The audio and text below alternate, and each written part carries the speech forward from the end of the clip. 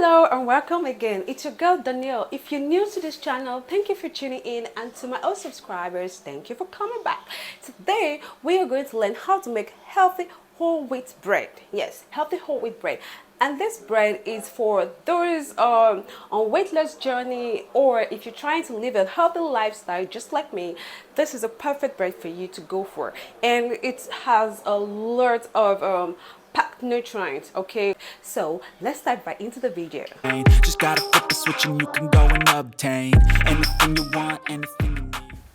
So for this recipe, we'll be needing some wheat flour, and this wheat flour has some grains in it, and we have lukewarm water.